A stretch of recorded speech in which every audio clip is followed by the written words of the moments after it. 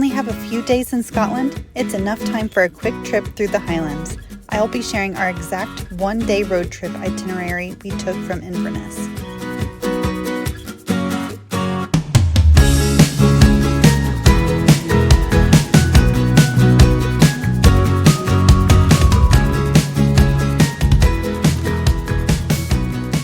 We based ourselves in Inverness for 3 nights and spent one day renting a van for our self-guided road trip.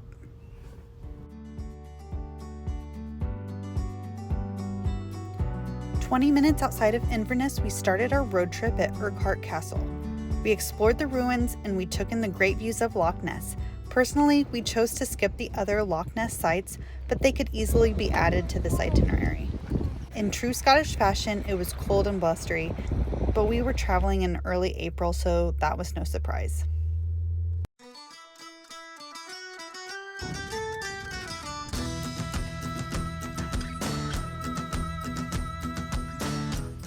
"5 minutes down the road from the castle, we grabbed coffee and pastries at a very cute rustic cafe called Glenrowan. It's a popular place for hikers to stop in, and it's right next to Invermoriston Falls.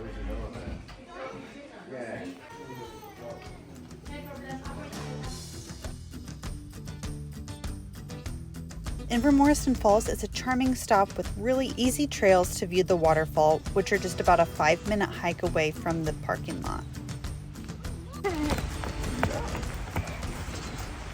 Whoa, look, the animals must have lived there.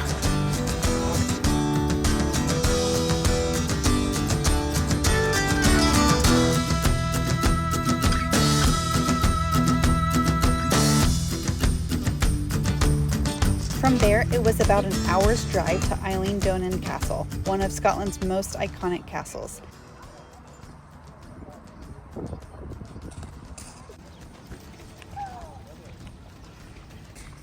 They gave my 5-year-old things to find for a scavenger hunt. At the end of the tour, we got ice cream from the cafe, and the kids didn't even care that it was 45 degrees outside.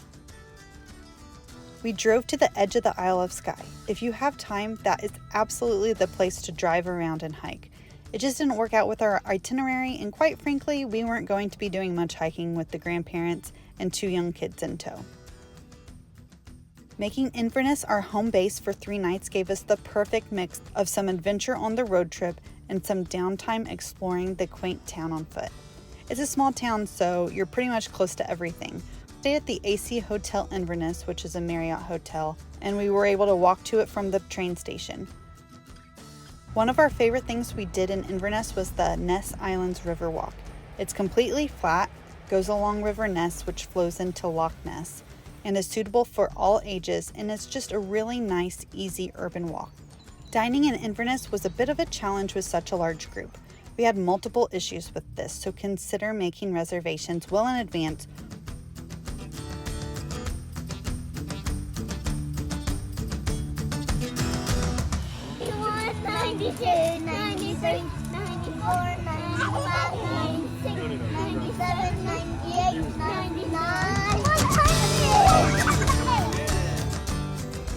We lucked out getting a spot at Hootananny for live music. Definitely make reservations for this place.